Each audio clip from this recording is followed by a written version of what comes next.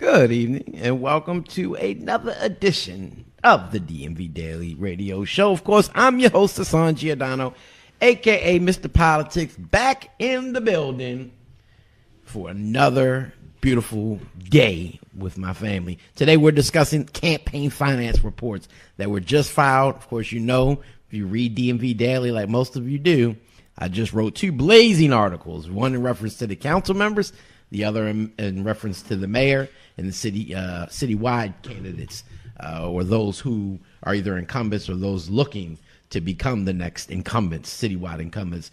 Definitely go read those articles if you haven't.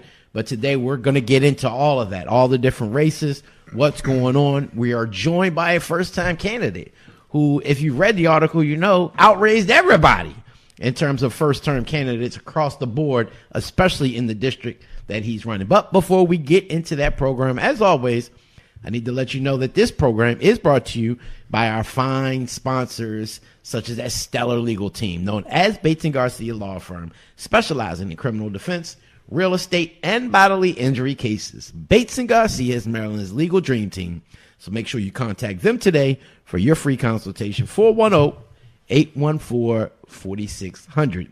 Tell them DMV Daily referred you, and they will give you the homeboy discount, 410-814-4600.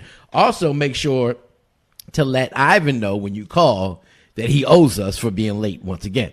So just want to put that plug in so that the big shot attorney knows that he got to put the tip into the tip jar. Now, this show is also brought to you by those savvy political strategists at Politicon Strategic Solutions, who have mastered the art of political communications and successfully gotten people elected since the 1970s.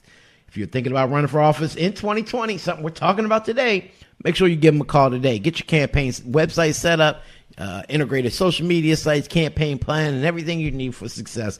They can be reached 240-242-7505 or on the web, www.politiconsolutions.com. Now, you know, the new year's in full swing, and so is the DMV Daily.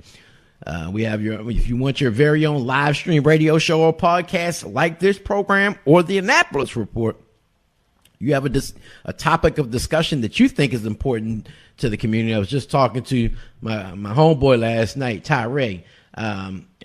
He does small business and minority business for over 30, 40 years now. And he has an idea that we're going to bring to the forefront here on the DMV Daily Podcast Network. So if you have an idea, you have something that, you know, you feel comfortable with and you think that it needs to get out to the public weekly or daily, an hour or 2 hours, give us a call. Let us know. Shoot us an email. 443-294-3900 is the number. Go to the website, dmvdaily.news. Fill out the forms provided for you. Someone will get back with you as soon as possible, and we'll make that a reality. And, of course, if you haven't listened to the weekly Annapolis Report, make sure you go to it and listen to it right after this program. It premieres every Monday, where I break down all the inner workings of the current 90-day legislative session of the Maryland General Assembly. You can go to dmvdaily.news and check it out. You can also hear portions of that report every Tuesday morning from 7:15 to 7:30 a.m. on the Larry Young Morning Show as I give that report on WLB 1010 a.m. Now, we're also gearing up to launch the legal podcast known as Law and Disorder with Ivan Bates. Definitely going to want to check that out. That'll be a weekly podcast dealing with legal issues from all around the country, both on the federal and the local level. We'll also delve into these 2020 elections with a video broadcast known as Value My Vote 2020. All y'all who know that I've done Value My Vote since I believe it was the 2010 or 2011 elections. We sit down one-on-one with every candidate that's running from mayor on down. We get into the issues that why they are running for office. We ask them the questions that you want to ask, and it's a more intimate way to be able to understand the candidates who are looking for your vote, whether it be for city council, for mayor, council president, and comptroller. You definitely want to check that out once we get that going. And, of course, you can listen to this program and all those programs via iTunes, TuneIn, Stitcher, Google Play. Watch us on Facebook Live, YouTube Live, Periscope, and DMVDaily.news. But all those other ones, just put at DMV Daily News, and it all pops up. Now, got to let you know, if you want to join in today's conversation, more than willing to have you. Make sure you call in or text in your questions or comments to the studio phone line. 410-819-2370 is the number. And if you're watching us on Facebook Live, as so many of you do right now, Jackie, I see you, Larry Stafford, Donovan, Mom, Joseph Kane, you're all paying attention. Make sure you go ahead and put your comments or your questions right there on the feed, and we'll make sure to interact with you right here. Now, today, we are joined in the studio by a candidate who's running for city council in the 12th Councilmatic District. He's a 33, right? Yeah, 33. Okay. 33-year-old attorney who has raised over $15,000 in 60 days and leads the field thus far in the race for city council over there in the 12th district. Of course, I'm talking about none other than that gentleman. I think we had him on the show last year sometime, Philip Westry. How you doing, man? I'm pretty good, thanks. Thanks for having me on. Oh, thanks for joining us. We want to let you know we're going to talk about all the races, but right now we're going to get into this conversation about the 12th district with our guy, Philip. I want to definitely say congratulations to Corinthia Barber, who, as you saw live on this program last night, overwhelmingly won the election to become the next chair of the Baltimore City Democratic State Central Committee. This election now leaves a vacancy for the first vice chair position, which she served up until last night. But the body has decided to postpone their February meetings, as you saw last night, for Black History Month. So the election won't actually be held until their March meeting, March 20th at 6:30 p.m.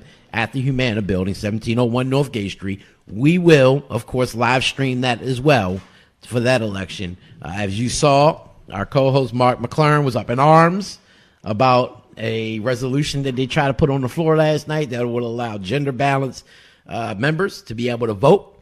And they were hoping to get it heard last night to be put on for a vote next meeting so that way they could actually vote during the next election.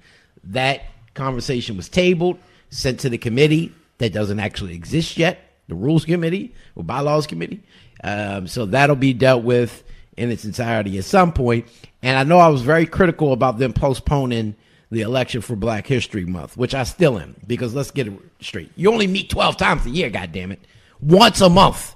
It's not like it's a hard job. I know it's unpaid, but even your bylaws state that, you know, attendance has to be at least a majority of the 12 meetings. So now you just threw your whole bylaws off because they're consistent with a 12-month schedule.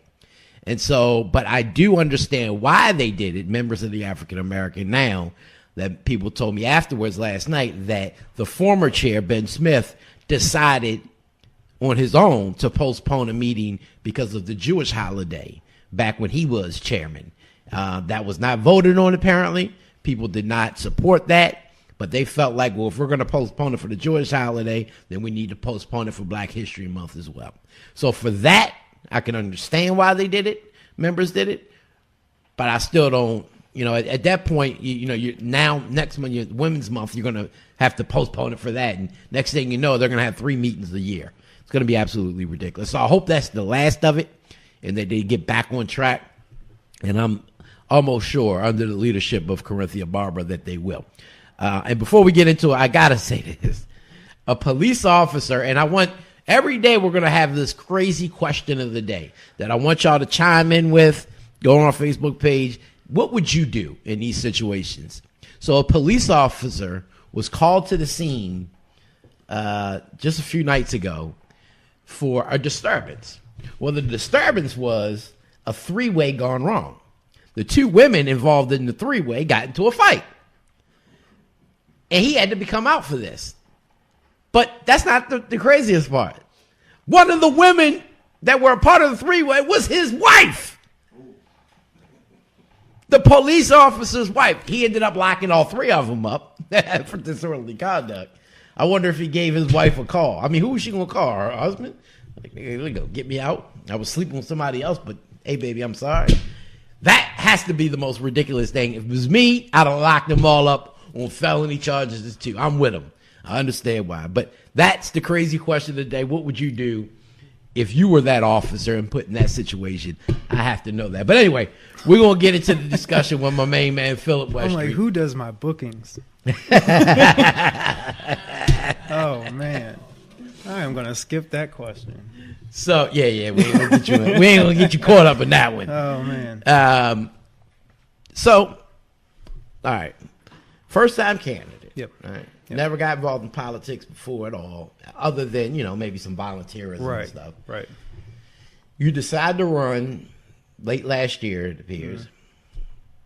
And within 60 days, you raised more than almost every other candidate or challenger across the city of Baltimore, who some of them have been raising money for almost a year. How does that make you feel inside, knowing that, and I know this as a candidate finally being one, but representing so many of them, you don't know how good it is, the haul that you bring in.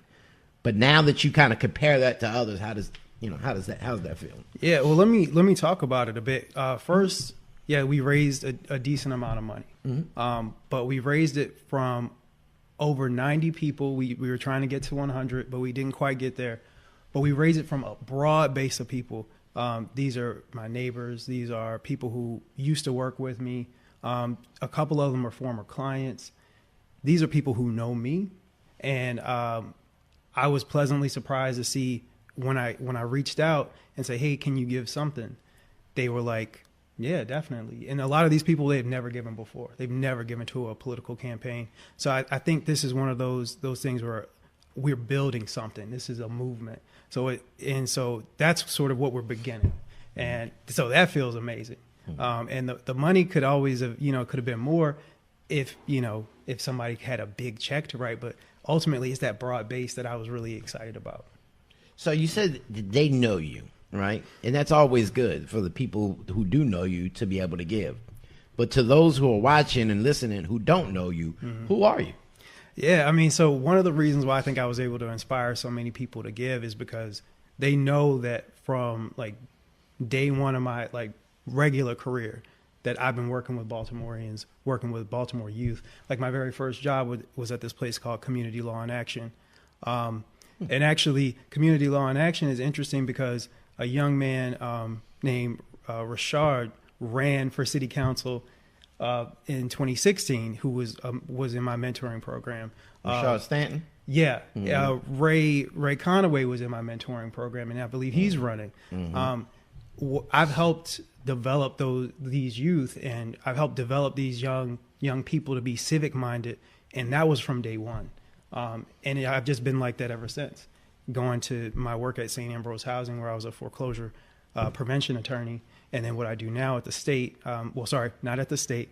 I work for the Maryland Center for Legal Assistance, and I provide free legal advice for people who come into the district court with who don't have an attorney, and that program's statewide. But yeah, so I mean, it's one of those things where you can see who I am from the beginning, and then it almost makes sense that I'm running. And I see folks every day. I see regular people every day dealing with everyday issues, stuff with their landlord, stuff with, creditors. I see folks who need help with getting expungements. And I got to a point where I was just like, if I help this many people, if I help 100 people, great. But couldn't I have a bigger impact if I were representing these people, if I was actually able to push legislation, if I was able to raise my voice and then amplify the issues that they're going through. So that's what inspired me. Yeah. I've just been amazed by the support, and it is growing, and it's growing, and yeah, we're going to keep going. And I don't think there's, to my knowledge, I know Jim Craft used to be, I don't think there's an attorney on the Baltimore City Council currently. It's unusual for there to be a legislative body without an attorney, and I think you're right. There's no attorney on, and then there are certain committees. I'm thinking the judicial, the appointments, like executive appointments, not having that legal mind, not having that person who can analyze something through the legal lens. It's a loss for the city. And I hope that in 2020 we change all that. You want to be that legal mind. Okay. I do. All right. So what when thinking about this, and I know I spoke to you previously, and I laughed because you talked about a certain candidate that we all know. Matter of fact, he was just on the show not too long ago that really kind of inspired you and your spouse at home in regards to their run just recently. That's Senator Corey McCray. This is true. And you said it was more so, not a forced vote, but it was like, that's somebody you're always going to remember because of the interactions. So how are you going to make people remember Philip Westry? What's your issues that you really want to focus on in the upcoming race? Yeah, I mean, one of the things that I've been hearing from neighbors, and this is the Baltimore story, like, you work hard and then you may not quite get to where you should be just off of you working hard. So I've met with people who have been saving money for a house. They've been saving money for a house for like 2 years, 3 years, saving, getting their credit right. They're doing like a housing program thing. They're getting all the education. And then when they're ready to go to the market's changed on them. All of a sudden, the house in the neighborhood that they were looking at that was, let's say, $110,000 is now $200,000. It's those economic things. And then they come back, they're a little deflated. They're like, what happened? And then they turn to the city and it's like, oh, maybe there's some of those programs that used to help out for those things. And over the last, few years, those programs have decreased. Or, for example, right now, we're pretty much out of funding for vacancy to value. And who's filling that hole? Who's helping those people who need that closing cost assistance? And that's where I am. And housing has been one of the major issues that I've focused on in my professional career. Yeah. And so, family, I definitely want to let you know, do our due diligence, as always at DMV Daily, that Philip is running for city council unofficially, because you haven't actually officially announced. We haven't made an announcement yet. But in the 12th councilmatic district. That district obviously is represented currently by a first-term councilman by the name of Robert Stokes, who took the office from another Stokes, Carl Stokes. They're not related at all. And there aren't official candidates in the race other than, I think, Kelly Cross may have announced back in August or September, and there's others that ran. I think it was 6 people that ran last time. So, that's the landscape of the district in which we're talking about right now with Philip Westry. That's the question. Have you sat down with these candidates, and how do you sit down with Kelly or Gary Crum and others to say, you know what, if we want to change this district, and we believe that the incumbent obviously is not the person to change it if we're running, how do we coalesce around one candidate as opposed to kind of bumping heads and then kind of splitting the vote and allowing the incumbent back in? Well, yeah, I'd love to have a conversation with them. And, I haven't officially announced. And I'm ultimately still out there listening to my neighbors, listening to some of the other community leaders. But I think we all are under the understanding that our district is more diverse. It's more complicated. There are more opportunities in our district than Robert Stokes has shown the interest in moving our district forward. And ultimately, I don't know if it's just sort of a lack of just skills that he needs to possess, but he has not shown up for the district the way he needs to. He hasn't been a champion for the district. And so, yeah, ultimately there are a few of us who really should get into a room and have a conversation about who could do this. Because the worst thing for the district would be for a second term. Mm-hmm. I would love to meet with anybody who's running or who's thinking about running, and to have an open and honest conversation about, what we see and what we want. Speaking of champions of things, I had the opportunity to be at a housewarming event that you had, friends and family members, and you spoke about being the champion of the LGBTQ community. That we really don't have that on the council level. I mean, we do have the Maggie McIntoshes and the Mary Washingtons on the state legislature, who's kind of, I wouldn't say probably champion that, but, they've been openly gay and gotten elected with Mm-hmm. Heath. Mm-hmm. Why? What made that kind of be a part of it? Because I'm be honest with you, a lot of people keep it secret during the campaign or don't talk about it as much because they feel like, you know what, that might not help me get elected. But instead, you took the reverse action and say, no, we're going to use this and I'm going to show people who I really am and let them know that, you know, this is not taboo in our community anymore and that I can still represent regardless of. So, and not to put words in your mouth, but why did you want to be a champion of the LGBT? I mean, well, first off, it is kind of amazing that if elected, I would be the first openly LGBTQ person to have a political position at City Hall, which is for 2020 that's a little problematic. But I ultimately know that the community still has some issues with that question. I've actually worked one-on-one with people. I was helping a person with a foreclosure issue, and she noticed my ring and, you know, was like, oh, congratulations, your wife and all this. Like, oh, no, actually I have a husband. She made it very clear that she wasn't about that. That's pretty much how she said it. But we worked together. I ultimately was able to help her reach a good resolution. And by the end of it, she and I were thick. She was just like, hey, this is my baby. I love him. And I think that's really what it's about. And I think I ultimately think that people will be able to say, wait, who's the best person? And any like qualms that they have will be brushed aside to ultimately, you know, if you have issue with your water bill, trust me, you want me there and not who we have there. If you have an issue with housing, you want me there. So I think we are moving past it. And like some of my work with the LGBTQ community, I started off before I was out working at a place called Equality Maryland, which is now Free State Legal, and they do some great work. And that was my first real experience in LGBTQ advocacy, and that was back in 2006.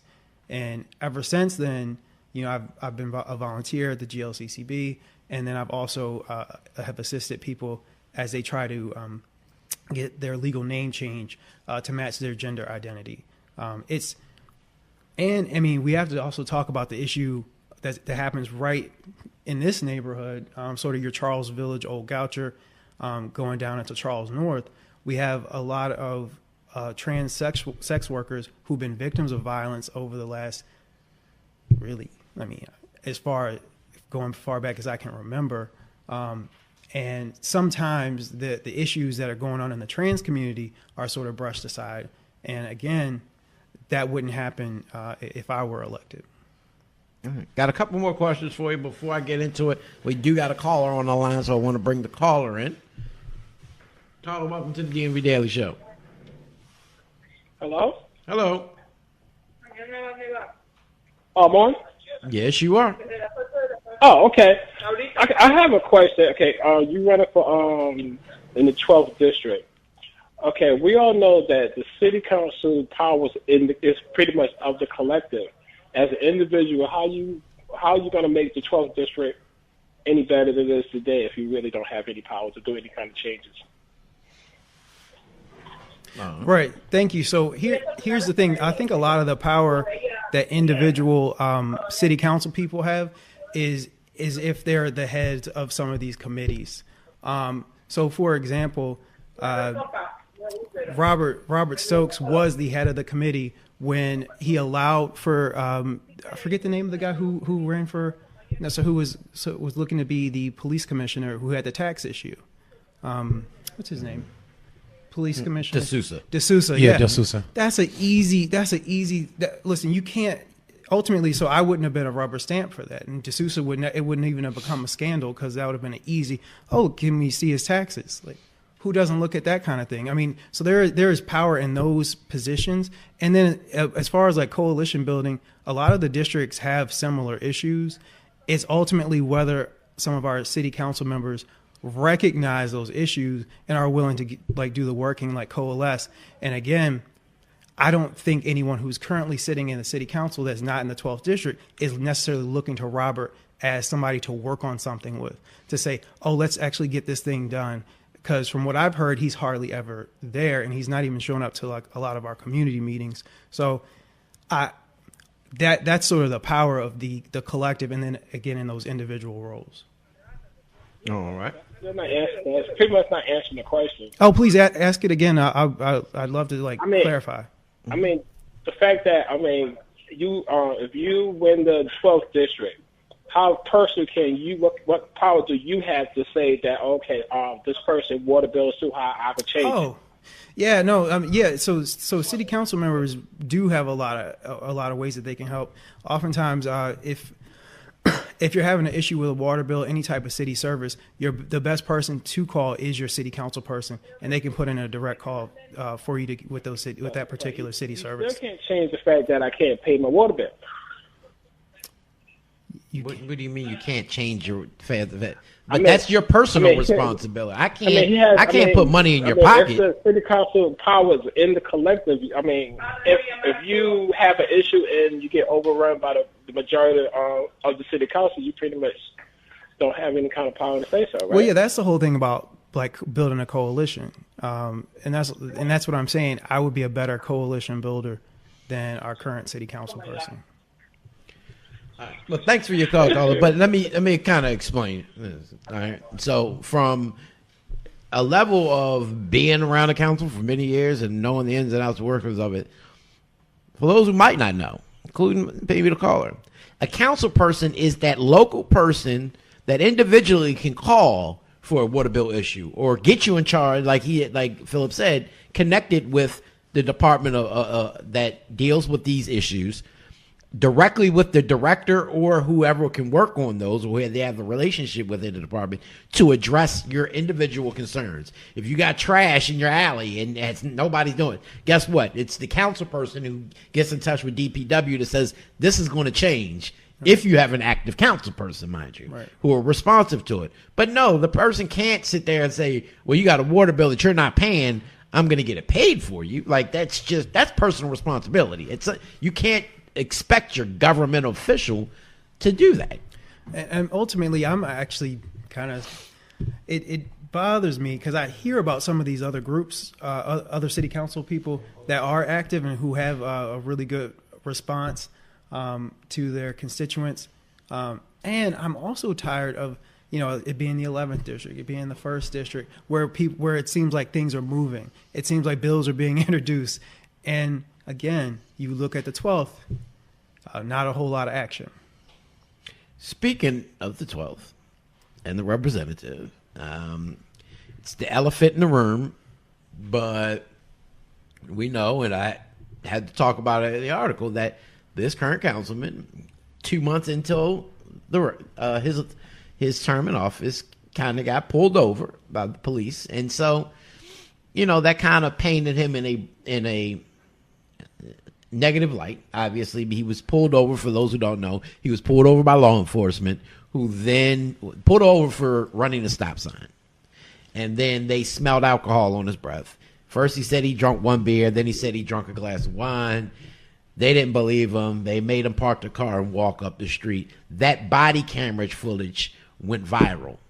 How would you have responded if you were his colleague or in that kind of position? If I were one of the other city council people? Right. I mean, I think the biggest issue with that whole incident was the fact that he got out of the car or was getting out of the car and said, I'm City Councilman Stokes. I'm Councilman Stokes. Like, that's not how you use your position. If you do something wrong, you own up to it. That's you. That's not, I'm going to get out of it because I'm a politician. And I found it kind of funny because if you watch the video, the police officer was like, who is he? Councilman of what?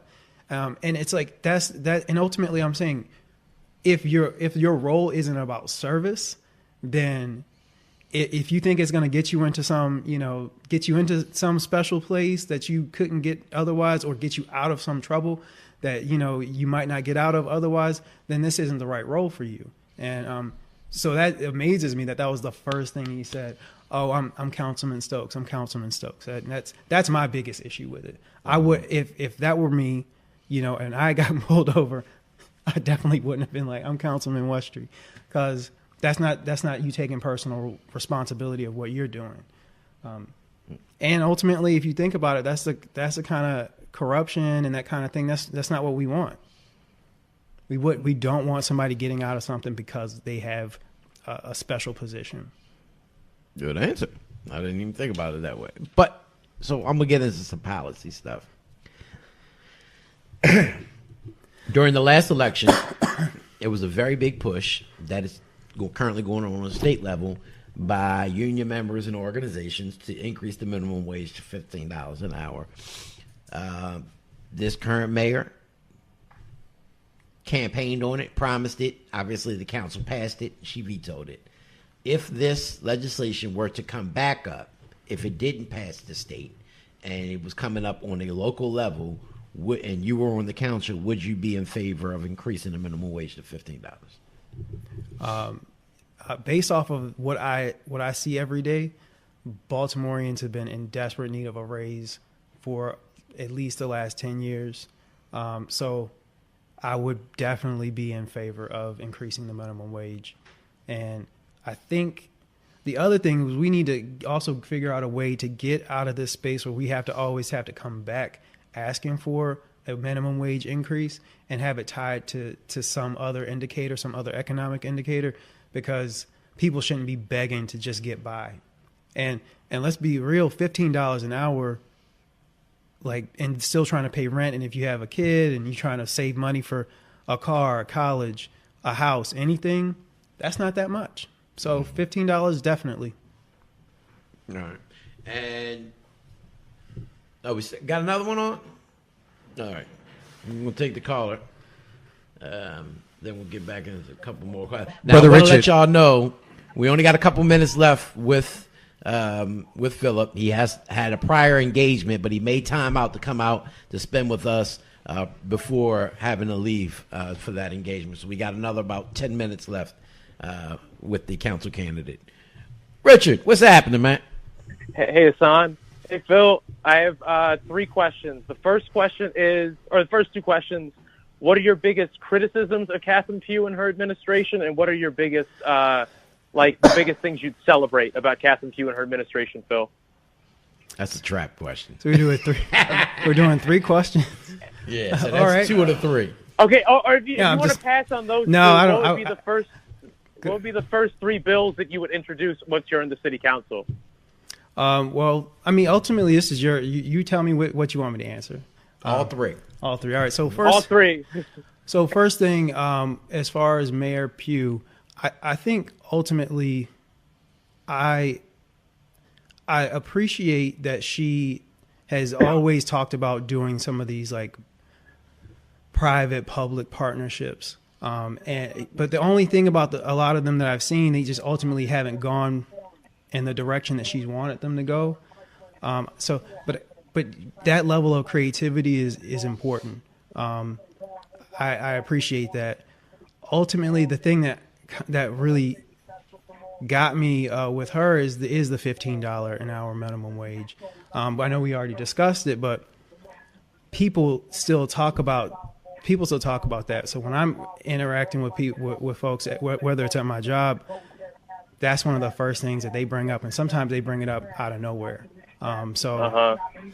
Yeah. All right. So let's see. Legislation. I mean, first thing I would always go back to housing. We need to actually allocate the housing fund, and we need to figure out. Thank you.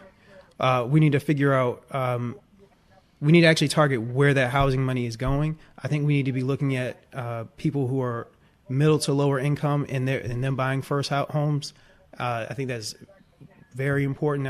That's where I would be looking to allocate most of the funds. And then we also need a little bit of money saved to the side for renters.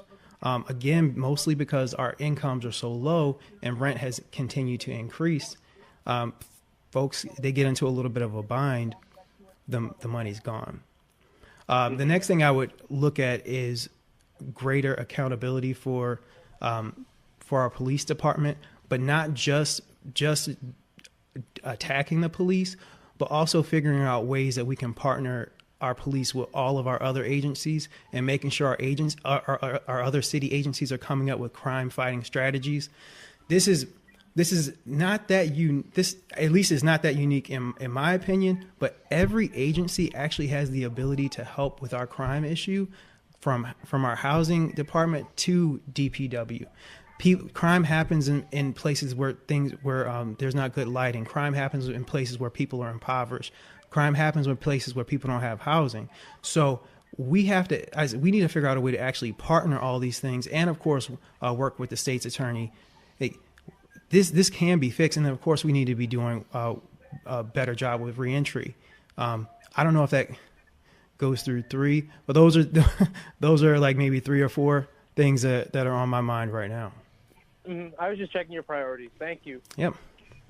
Thank you, Richard. So, Brother Richard. Yeah, that's just Richard. Why you keep putting people It says, brother? it They says ain't Brother brothers. Richard. He ain't. Well, he looks like he could be my brother, to be quite honest, though. But a good friend of the program. Everybody with the DMV Daily family is either our sister or our brother. That's how I look at it. No, they're not. I'm not owning some of these people. No, I like that sentiment. Yeah, I bet you would, but no, not happening.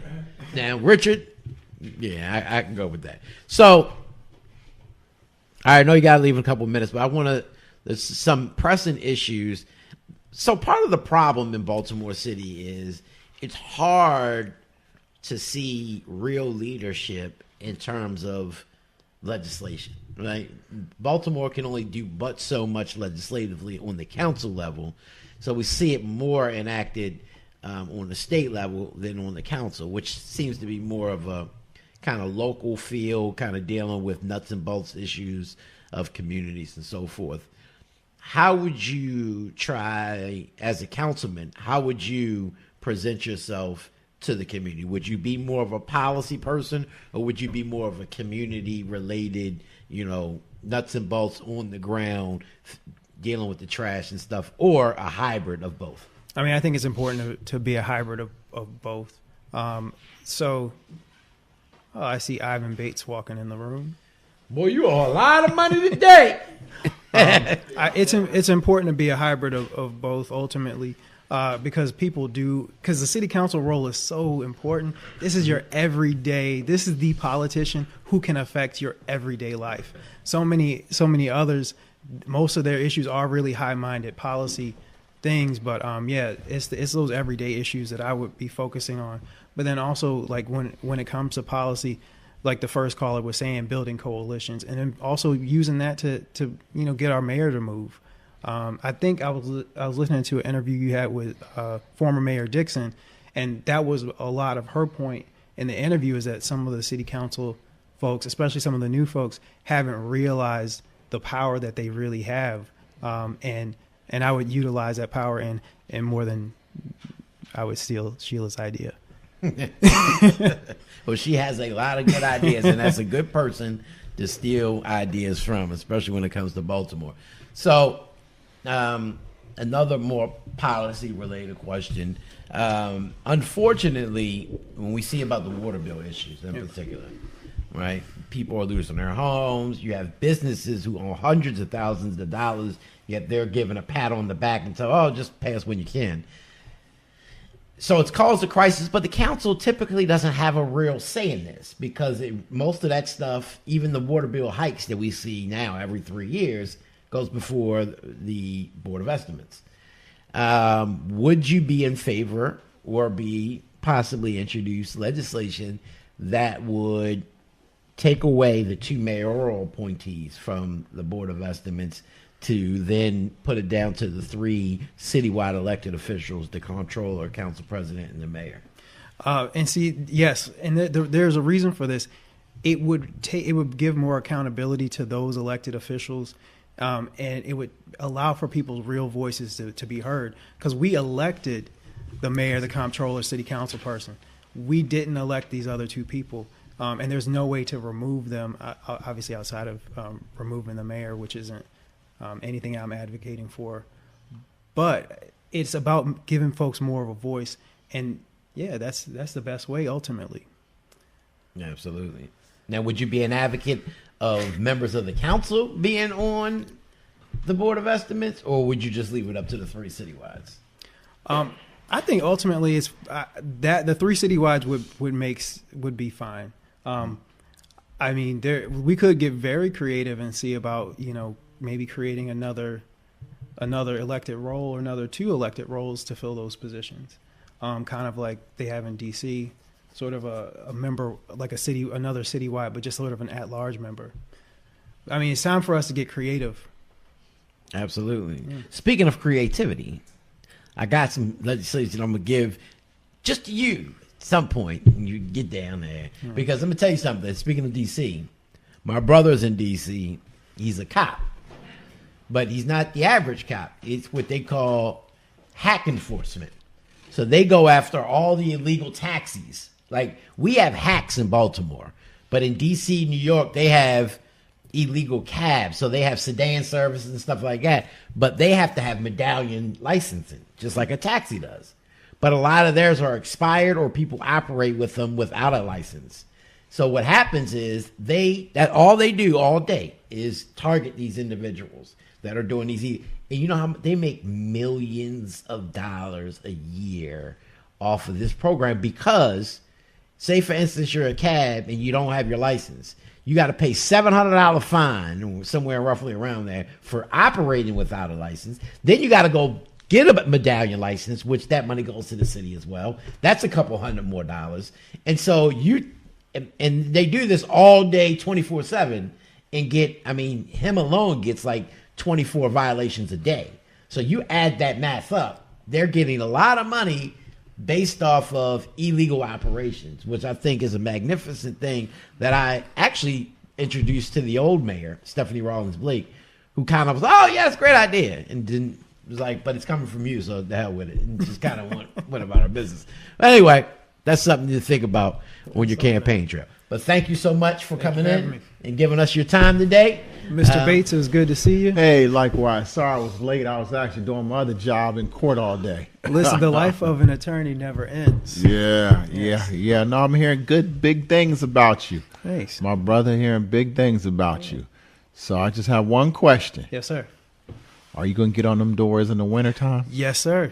All right, then. I had a very good conversation with a gentleman who told me it is about knocking on the doors. Yeah, you can raise all the money you want, but you got to actually meet the people, see the people. I appreciate that advice. Yep. Definitely. All right. I got to run. Yeah. All right. Thank you, everybody. Thank you. Don't forget to go to philipwestry.com. Check out what we're doing. Right. Sign up, donate. Sign up, donate. Gotta always push it. philipwestry.com. Sign up and get money.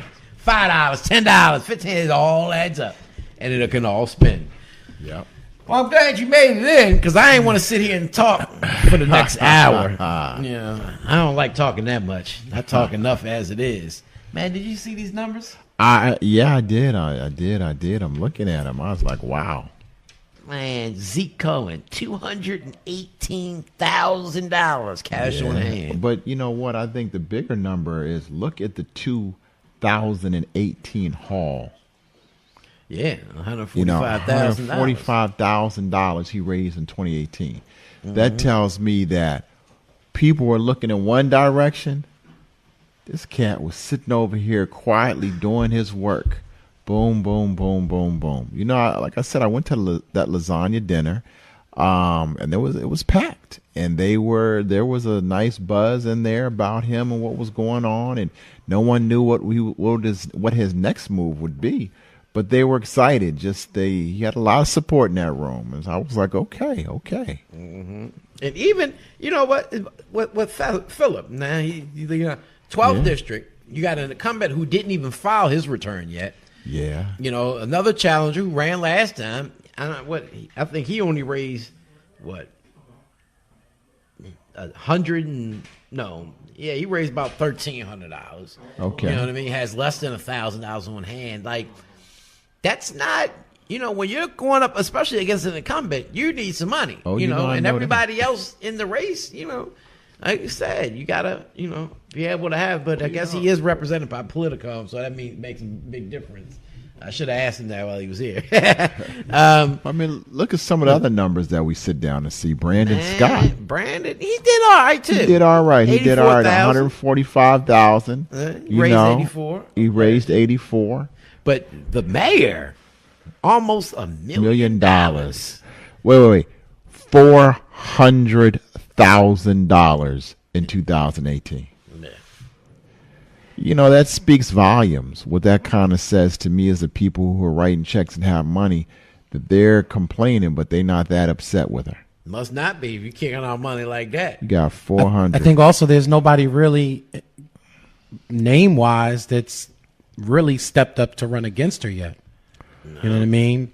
Where else would you put your money at right now? No one that really is announced. I mean, you know, you have a lot of rumblings and rumors. You hear this and you hear that. I know you interviewed Mayor Dixon, and, you know, even she said she was going to take some time and decide what she wanted to do. So, you know, just as Catherine Pugh had a haul of $400,000 in 2018, you never know who's going to have the big haul in 2019. You know, going down that home stretch. It's different because Sheila Dixon. Yeah. Because she has a name recognition. Exactly. Yeah. So she don't have to raise as much as somebody else would. Right? So like a Zeke Cohen. Money's going to be important to Zeke and Brandon because they do have wide name recognition in their district. You have to have the name recognition around the entire city. And people will say, oh, yeah, you know, I've heard that name. I remember that name. Mm-hmm. But, you know, I think Brandon probably has a little bit more name recognition to me than Zeke Cohen does. Mm-hmm. But Zeke, you know, he has his ardent followers in the first district. So I'm sure, you know, if he's thinking about it, Brandon's thinking about it, you know, they all are trying to figure out their path and what they need to do. I mean, look at Ryan Dorsey. Ryan Dorsey has 68,000 city council race, so he's sitting there ready to go. Yitzi, 162,000. So Yitzi has more money than Brandon Scott. He's quietly been handling his business. $40,000 he was able to raise in 2018. So, I mean, you can sit down and see the people who are making the moves very quietly, and they're just handling their business. Now, I got to look at my man, Christopher. I mean, we got to up them totals. But see, you could do a lot with that type of money, even though it may not be in the millions of dollars, if you have a strong grassroots on the ground. Well, yeah, and you know what I have to say about Christopher Burnett? Christopher Burnett does so much in that district that he, you know, money to him, you know, you might as well have $100,000 and right next to his balance, just in terms of the work that he's doing, because he's in contact with everybody in a way. But I'm not saying the other city council members aren't as well. I just know what Christopher Burnett has done. He's reached out to me to help him with a number of events that I helped sponsor, a turkey giveaway for Thanksgiving. We helped him with the Christmas giveaway as well. So he's been out there doing a lot. And that's what I wrote in the article. It's like, you know, look, Chris Burnett had what? He got $7,900 right now in cash on hand. Yeah. He only brought in $1,800 this past year. But again, like you said, he's out and about. He's gotten legislation put in from what's the sex trafficking? Yeah, he's huge with that sex trafficking. Big. He put in our bill to be able to campaign finance reform that passed. He's been very active, whereas though I'm more suspect of John Bullock, who you haven't heard much about since he's been in office. He only brought in $450 past year. Eesh. And that he only has less than $10,000 in the bank. There's been rumblings about several people wanting to challenge him over in the 9th council of that district. And then Leon Pinkett, my guy over there in the 7th district, he only has $22,000, on hand. And so, and not saying that they can't raise the money between now and next April. Right. Yeah. But looking from a political strategist, if you're my candidate, if you're the incumbent, I want to scare anybody come this January. This was the important filing because everybody was going to start talking and paying attention to this one, right? Just like next January is going to be the most important one. You're going to have ones in between, but these are the most important. And I can't scare nobody with $10,000 or $450 brought in. Right. But again, it's different if you're somebody like a Christopher Burnett who's out there every Saturday at the farmer's market, kissing the babies, and engaged in your community. He established the farmer's market over there in Southwest. But I'm going to tell you something. And he's there every Saturday. That may be good for getting votes. I get that. but it's nothing that does not bode well for scaring people out of the race. Because now I'm looking at it like, well, if I don't like him, or I'm thinking I can do a better job, and you're showing me like Stokes, you ain't really got no money, or you haven't even filed. Well, Stokes hasn't even filed. He hasn't filed, but so, even his past report, he only had 6,000. So yeah, you looking at it like, you know what? I'm gonna take this shot. Right. And anything can happen once you get in the race. We know that. Oh, I agree. When you sit down, you look at Jack. Jack has 600,000. Oh yeah, Jack ain't playing with him. Even Jack, Joan. Jack, you look keep at that you dough. look at Joan, our comptroller. You look at Jack, our city council president. You look at Mayor Pugh. All of them are looking very, very strong. As is Zeke, as is Brandon, and as is Yitzi. So we got a caller? strong. Yep, got one caller. He wants to talk about the campaign financing. Caller, you there? Yes, I'm here. All right. Hi. Hey. Hi. This is Bobby. Bobby Moore. I live in City District 1, and I live in State District 46. And I saw the topic today was the campaign finance report, so I thought I'd call in and weigh on two things that were on my mind related to that. Okay. So for District 1, I also went to that lasagna event, and I think what was most appealing about that type of event for me, and, I don't know if it's representative of a lot of people, but I have the feeling it is, the ability of a candidate to raise small dollar donations and structuring their fundraising events in a way that is accessible to communities that, previously haven't been able to attend events that are sponsored by firms like Colleen Martin Lauer, and where you have to pay, a minimum of $50 to $100. And so it was great to be able to, take me. I went and my fiance and a few friends, $10 a pop, got lasagna, and got to talk to our community members, and got to hear about Zeke's vision for District 1 moving forward. And, you can raise all the money, I guess you can raise as much money as you want, but you can't underestimate the coalition building and how a person feels, how accessible that their representative is to them. And so I was really thrilled that Zeke has deliberately structured, a lot of his events to being small dollar donations and, giving them an easy opportunity to interact with their community members and learn more about his vision for the district and the city. And I think it's a growing trend. I know Ryan Dorsey did something similar in his district last year. It was related to different art vendors where it was like $10, $15 to come and attend. You get food, you get to interact with the councilmen, meet your community members. And so, I just wanted to, I guess that's the first thing I wanted to highlight. It was really enjoyable and refreshing to have such a small dollar event here in District 1 and, have people that traditionally don't come to those events be able to do so. Absolutely. It was packed. Yeah. It was packed.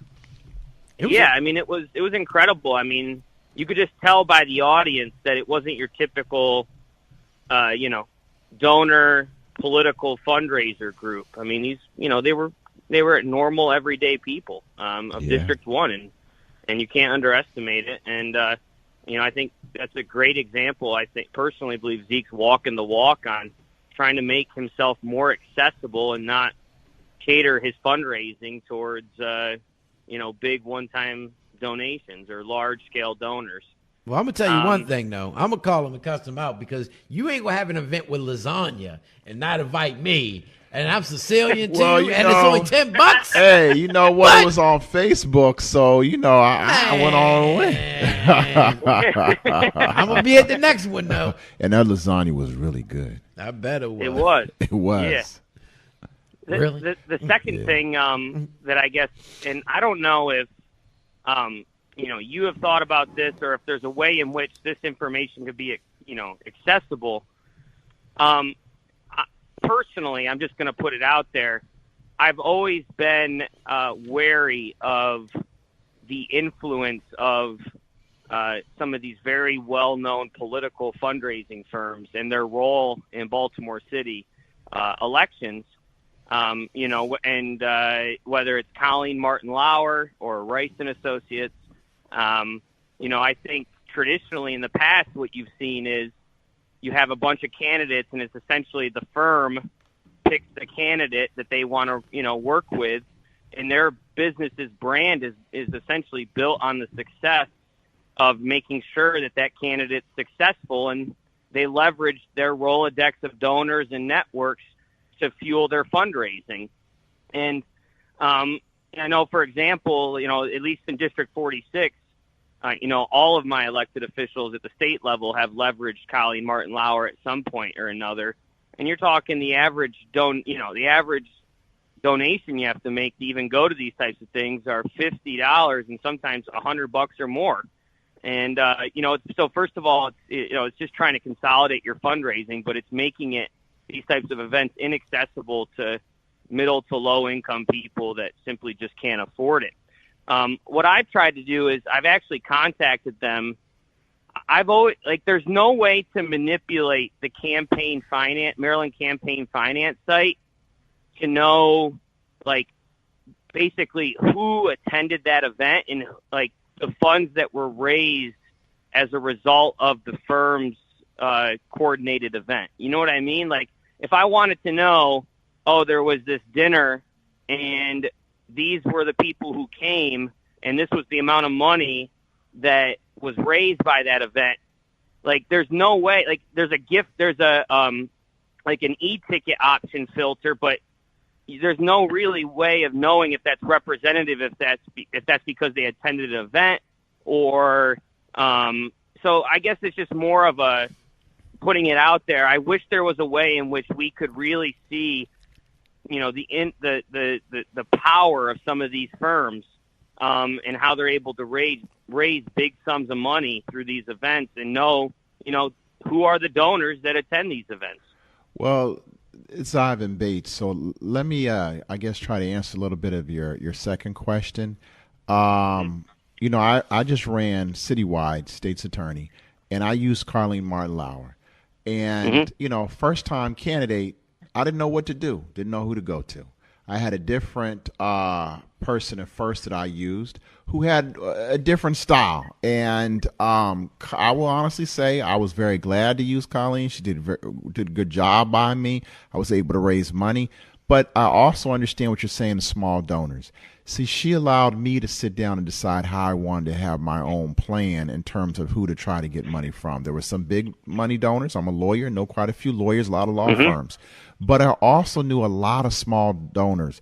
We had events we raised $5 per person and $25 per person. You know, and so I think a lot also depends on the actual candidate and what the candidate wants to do. I definitely understand your concern. But I know for me, what we're able to do, a lot depends on the campaign manager. A lot depends on the vision of the candidate. And I think a lot also depends on the position that the candidate is running for. When you're running for a citywide election, I think you definitely need to have a lot more money. First-time candidate, you need to also have quite a bit of money so you can get your name out there. And, you know, for me, having a real person who had been in campaigns that was a real fundraiser, they were able to steer me in a direction I needed to be. But I also had to bring my own quote-unquote book of Rolodex of family, friends, colleagues, and people in the field that I knew already. And but I understand what you're saying. I just know from my experience that I thought I really felt she did a great job by me. And but, you know, when you're trying to raise funds, you're trying to get out there to get your name out there. And but I understand what you're saying. I definitely understand what you're saying. I would definitely. I mean, I and once again, I'm not trying to disparage, you know, the character of Colleen Martin Lauer or you know, candidates that choose to work with her firm or similar firms. And I appreciate the insight that you gave, you know, that it is somewhat dependent on the approach that the candidate wants to take, even if they use that firm and, you know, having more small dollar fueled events.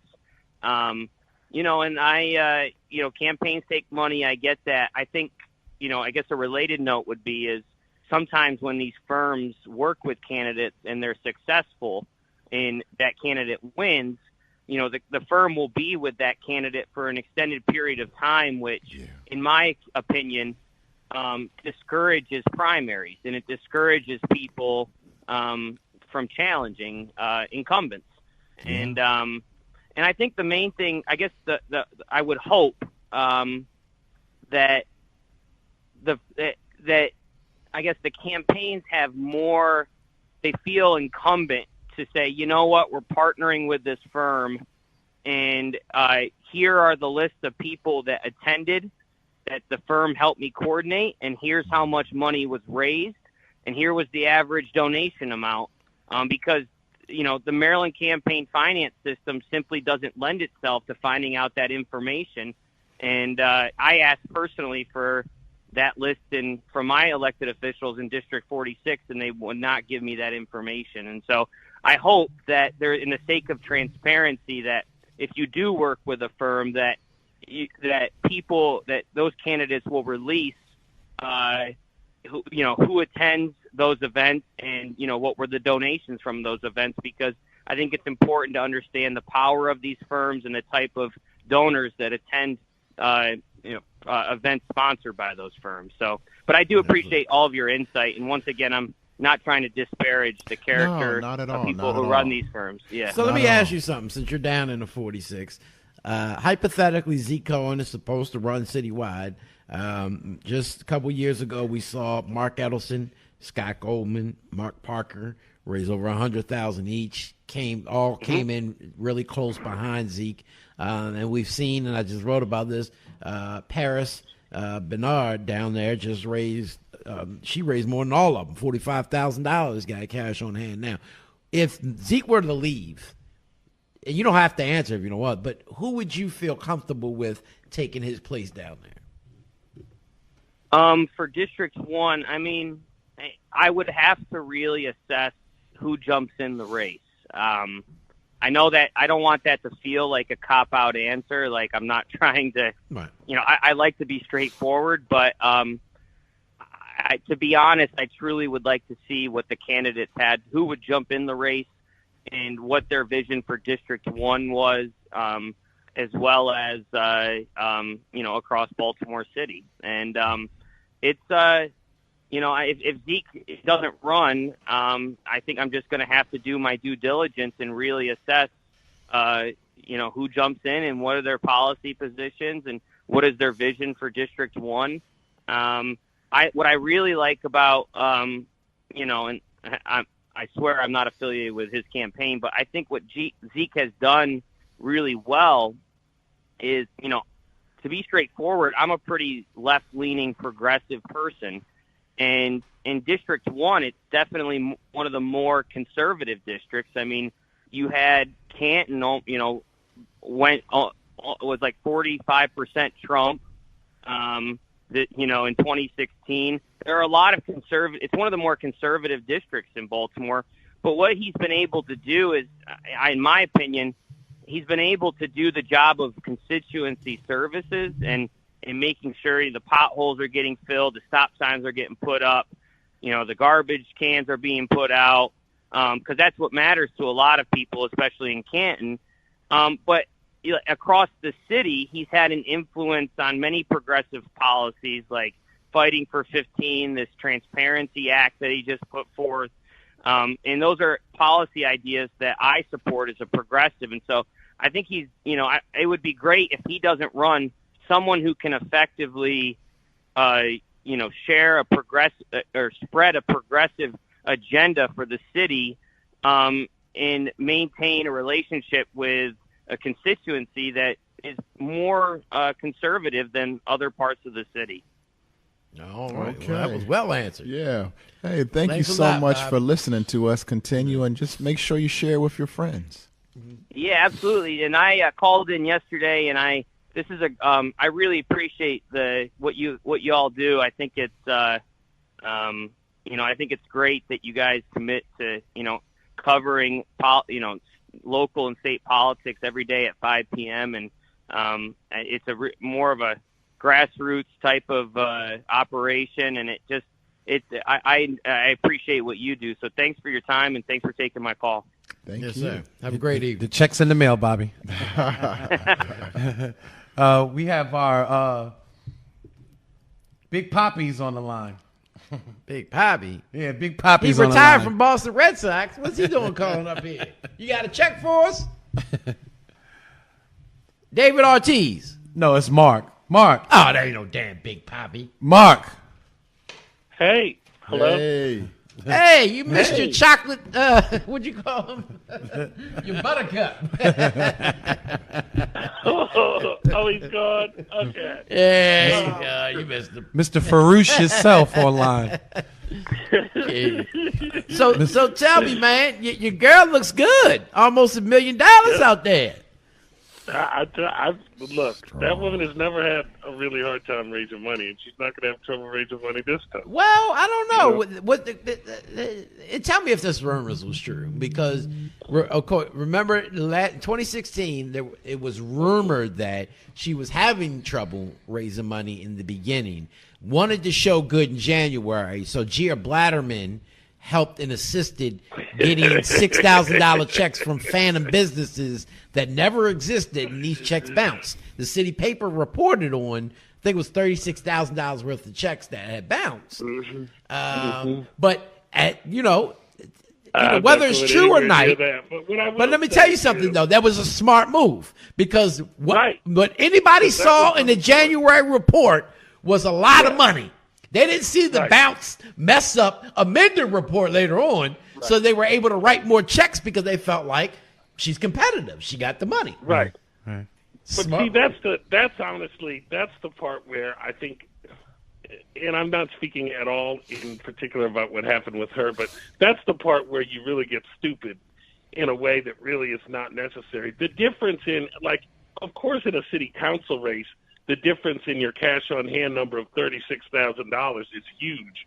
But in the context of a mayoral race, whether you reported that you had, say, $850,000 or $886,000 wasn't that big of a difference. But when you're so paranoid, you start getting stupid about what needs to, in your mind, you're like, I got to report 900,000. That's what I need to report. I need to report that I have 900,000. And then on the night before you got 850,000, you say, oh God, I'm going to lose. So now I'm going to report, I'm going to come up with $50,000 in fake donations. So voila, now I have 900. But now you could add 850. That wouldn't have made the difference. But like I'll say, sometimes you get fixated on a number and you'll do anything to get there. I'm not saying that's what happened with Catherine Elizabeth, but I'm just saying that I've been in enough campaigns to know that those kind of shenanigans happen all the time. You feel like that's what you need to report, so that's what you figure out a way to report. Exactly. Like right now, she has 968. Backfire so spectacularly. Right. Like now, she has 968,000. So it's like you want to. Oh, I need that million. I need that. But guess what? Journalists are going to typically round up anyway. So when they report it, they're going to report on she has almost $1 million. She's not going to. We're not going to say she has 972,000 point. We're going to say almost $1 million. So you really get that. See, you're not always thinking rationally. Exactly. You're not always. It's not always a rational thought process. But I wanted to really address. I heard Khalid's name. Khalid's my girl. But that's my girl. I really want to address the difference between, especially in terms of fundraising, between the citywide races and the city council races. I mean, because a citywide race, I think you're right. The focus has got to be on fundraising. You have to have enough money to get, to get in the mailboxes and to maybe do some radio and TV and, but I really want to encourage, I think what happens is, especially candidates who are really good candidates, they talk themselves into the fact that it's all about money, so they don't even try. When the fact of the matter is, except for Zeke and Brandon to a lesser extent, ain't nobody blowing the doors off with money. Well, you'd see as well. You'd see as well. And not have a whole lot of money. It's more important to have a really good and organized field operation. Look, 7 years ago, when we were on the Shannon Snead campaign, we didn't have 10 cents to rub together, and we came within, 100 votes. the first time, and then the runoff. 42. Some of us came in and gave her some money, but she never had any money. You know, it's important to have enough money so that you have a good field operation. But I don't want folks to get fixated, especially in these council races. It was different back in the day when there were only, I think, 6 districts and they were bunked together and 3 people ran together. Mm-hmm. Then you really did need money because it was a much bigger district and you had to be on the right tickets and all the rest of that. But like these 14 individualized districts, if you are committed to having a really good field operation that's going to ID your voters and get them the hell out to the polls on primary day, you don't need a whole lot of money. That's not to say you shouldn't raise money because, quite frankly, people like me and institutional folks are not going to go with a candidate no matter how much we like. Hear this well. Each and every one of you listening candidates, SEIU, AFL, all the big institutional guys are not going to go with you if you haven't shown that you can raise anything. Now, you don't have to raise a lot, but you've got to show that you've got some of your own skin in the game before we're going to write you a check for $6,000 of our members' money or write a check potentially in independent expenditures for $10, $20, $30, $40, $50, $60,000. We're not going to spend money on you if you don't believe in yourself enough to raise it yourself. Now, that doesn't mean you have to raise $100,000 for a council race, but I'll go with somebody with a kick-ass field operation and jazzed up volunteers and a really professionalized way to capture the data that they're getting from the doors with $50,000. I'll bet on that one before I'll bet on somebody that doesn't have any of those but has $150,000. We've seen it happen over and over and over again. These districts are small enough, and the likely pool of voters is compact enough that if you know what you're doing, if you just have a little bit of money, but you're committed and you're on those doors 6 days a week, you know, like Corey, like a Shannon, you know, you can win anyway. So I just want to encourage folks that I think sometimes, you know, I don't like fundraising and I can't raise, you know, nobody's going to write me a check for $1,000 because I don't know anyone that'll give me $1,000. So I'm just going to neglect fundraising, period, and just try and make a virtue out of it. Like, I suck at fundraising. Vote for me. That doesn't work, you know?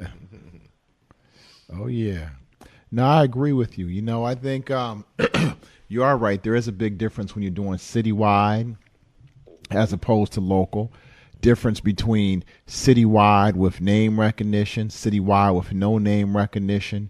And then you also have to figure out your path to victory. So if you figure you're someone like Zeke, hypothetically, say Zeke decides to get in the race. Right now he's got 200, say he decides he wants to run for mayor. Hypothetically. Not saying he is, but hypothetically. Right. And there are 4 or 5 other candidates running for mayor.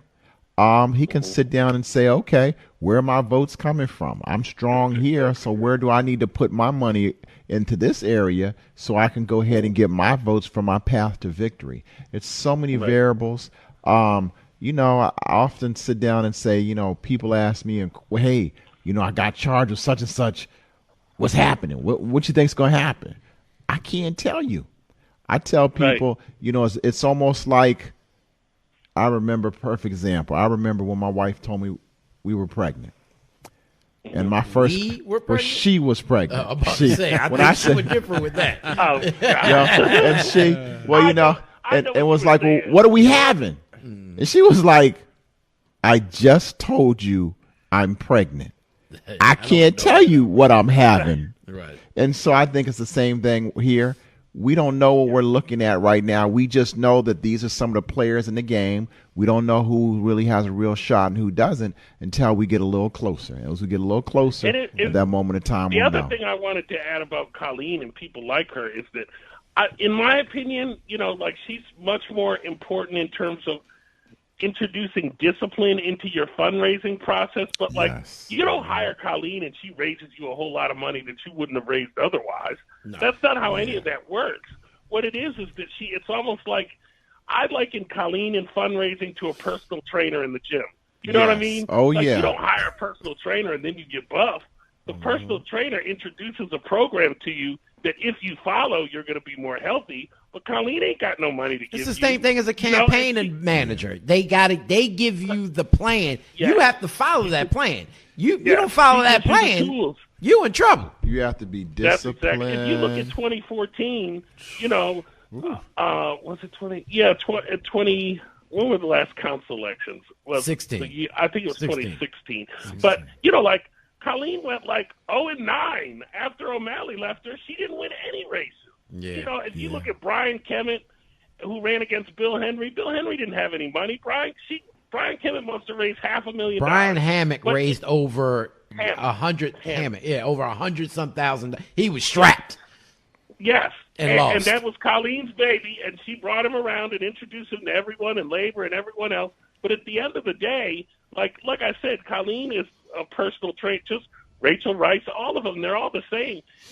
Again, their importance goes up in a citywide race because there's just such a huge pool of donors that you have to kind of have someone help you organize in some kind of way that makes sense. But if I was running for the city council, look at Zeke. Zeke ain't hired Colleen to do nothing. Zeke hasn't hired anybody to do nothing. Zeke raised, $160,000 on his own. I don't think he has. Doesn't he have Colleen? I think no, he doesn't. Yeah, I think he does. No. Even Nicola said that he had Colleen on. I don't think that's his his operational manager. I think he uses her for certain. You have to look at his disclosure. That money. I mean, I only know because I know who I get, the events I've been to, and the checks that I've written. Nobody's asked me for them but him. And when you send them to him, you send them to him. So when you're using Colleen, 9 times out of 10, if you're sending a check, you send it to Colleen. Well, he may have used her maybe to file his report or something like that. I think he used her in different individual events, maybe. Okay. Because even the last caller who was from that district said that he had used her. He had went to an event for Zeke, and it was done by Colleen Martin. No, he said maybe Team for his 46. council race. I don't know. He said Team 40, the legislative district of 46. For what he's doing now, he doesn't use Colleen. And the point I'm making is that, I think, and I mean, if I'm her or anyone else, I would encourage this air of mystique around, like, if you get Colleen, then you're somehow a more legitimate candidate than anyone else. Colleen's out here hustling to make her nut her just like anybody else. You know what I mean? Exactly. So, And someone online just said he doesn't use Colleen. Organize a program, but she's no magic bullet. She doesn't raise you money that you wouldn't raise yourself. Nobody gives to you because you have Colleen. That's true. Look, I have her, and that's true. You're 100% right. She'll give you the plan, and you have to work. And if you're going to work hard, and you're going to go out, and you make the calls, and just as your campaign manager or your field person who's running your field operation will give you the plan. They'll cut your turf, and they'll say, these are the doors we're going to knock on, and this is our plan this week. And you know what? Yeah. If you want to sit down and spend 20 minutes on each door, then you're not going to get too many doors. That's right. If you just sit down and say, you want to only call the people who your friends, then you're only going to raise but so much. The campaigns are very interesting. No matter what, to be successful in a campaign, it doesn't matter who your fundraiser is. I don't really feel your campaign, I mean, those help, but if the candidate doesn't have the drive and determination on their own, then they're wasting their time. And we definitely want to look at, all right, so Felicia Porter, first-time candidate herself, she raised $10,000, which is a good haul in the past couple of months. Good. She's running over in her 10th. But the problem with that 10th district is, and I told her that district does not vote for people that look like Felicia Porter. I'm sorry. They just don't. And especially if Ed Reisinger is said to be retiring, if Charlie Metz gets back in the race, it's his race to lose, period.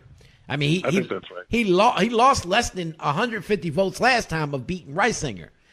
And he's been there before. He's ran before. People know him in that district. He don't got no money, though. He hasn't been raising any money. He's 4 years older than he was 4 years ago, and he was old as hell 4 years ago. Yeah. Now, you do have Erica White. She's over there, but she's run before. I've never seen the campaign the door-to-door, like we just said, that activity to put her over the top. You got the, I love her, Westport Community Association president, Keisha Allen. She's supposedly said to be jumping in the race. So that'll be interesting over there in the 10th. 10th is really going to be The problem with that is Westport produces about 10 votes, okay? Not to be funny, but that's not where the votes come from in the 10th district. No, you got that right. Or Cherry Hill. But if you can get Cherry Hill and Westport, then at least you got a little something going for you. But you got to go elsewhere to get those votes. I mean, you saw it. Look, early vote. Huh? Look Oh my God. Cherry Hill's early voting had literally 2 people a day coming out. I That's what I mean. What in the world? Oh yeah. Like, why do y'all even use that as a center? Like, that just, they need to reconfigure those things. But what is up with Yitzy? I mean, Yitzy got, $162,000. He raised $40,000. That's all he had. You know, I'm not even going to go. But he's not even running citywide. Say that again? He's not, I can see a Zeke, a Brandon, people who are considering running citywide. But I don't think Yitzy has even thought about running citywide at this point. No, but see, 5 is like, this is the thing. 5 is like 1 in that if Yitzy knows that he won last time because of that split-ass field. Okay? Right. So this time, he's going to try to raise a boatload of money so that anybody that can be competitive money-wise is going to look and say, I ain't fucking with him. He's got too much money. You know, that's what that whole game is about, is trying to scare off anybody credible and then hope he gets stuck with, Kinsey Scott and the rest of the clown car crew. You know what I mean? They can't beat him. That's his whole game. He's trying to keep out, That's what I was saying earlier. You Betsy scare him Gardner off. I think Christopher is in a class by himself in that he certainly doesn't belong in the clown car, but I'm not sure if he can raise the money to be competitive. So, but he's definitely, on substance, he's better than, just about any of them. But the question is whether he's really committed to putting the time in to put together the kind of campaign that it's going to take to beat Yitzy. There are a lot of folks that, are looking for a challenger, but just like with the candidate you just talked to, there are a lot of folks that want to take Stokes out. But now you got, 2 black gay men in interracial relationships running against each other. Like, you can't split that pie but so many ways until Robert Stokes is reelected. Then you got Gary Crum, who's supposed to be running over there again. Right. What's her name? She runs almost all the time as well over there. Eartha Harris. Yeah. And those people end up splitting off some of that so vote. Many ways, and then the old machine comes through, and maybe the old machine only has 30% of people. I mean, even if you look at McFadden, he got 40% or something. He got crushed by Corey, but there were still enough old folks around. With Robert Stokes, the name Stokes, there's still enough old folks around that if you split the non-democratic zombies up enough, he wins again. But that makes an interesting point, because if somebody credible enough, or just somebody at all, or 1 or 2 people ran in the 45th, that would have hurt Corey, and that would allow McFadden to get back reelected. Yeah. That's exactly right. You're exactly right. The only reason he was successful, it was because it was a one-on-one race. One-on-one shot. Same thing with Antonio and Barber, even though Antonio had a larger margin, but still, you divide up that vote. If Antonio had run, and it's a little bit different because Barber's not really a creature of the machine in the same way. But Mary Washington, Joan Carter Conway. McFadden, if in 45 McFadden had run, Corey had run, and say maybe Marcus Dent and Shannon Sneed or something. Right. Throw the 4 of them in there. McFadden wins all day long. No question about it. All day long. And that's what we're seeing replay itself in these council districts. Is that people are I'm very impressed with Philip Westry. I like Kelly Cross. I don't like the company he keeps, but I like Kelly Cross. I think he's a great guy. But you cannot divide that demographic but so many ways until it's Stokes again. That's how it happened last time. But here's my thing, right? I've always had an issue. Number one, you have candidates who run time and time again, many of them, knowing they ain't got a chance in hell of winning. It's like you're running on quote unquote principle, but you're really not doing a service to your community, because many times you're the one dividing up the vote to allow some of these people to get back in the office or to get in the first place. But the second thing is, I was always taught and always came up under the old school, right? And I've always heard of back in the day when the Murphys would bring people into the Afro building, typically, when you had the money man, you had the bread man, and they come together and they would say, you're the one who's running.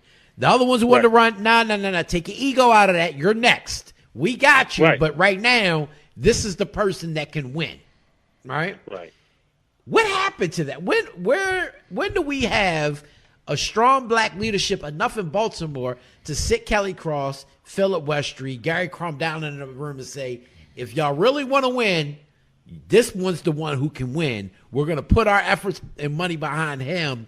The other two, y'all got to get out and coalesce. But next time around, we're going to put y'all in state delegate position or wherever. I think in the same way that the political machines have crumbled and nobody gives a damn what their pastor thinks, it's just that the community is just decentralized to the point where nobody can really credibly make that argument. I mean, you can call Gary into a room and all of us meet, and Gary walks out there and says, fuck y'all didn't help me anyway. What am I listening to you for?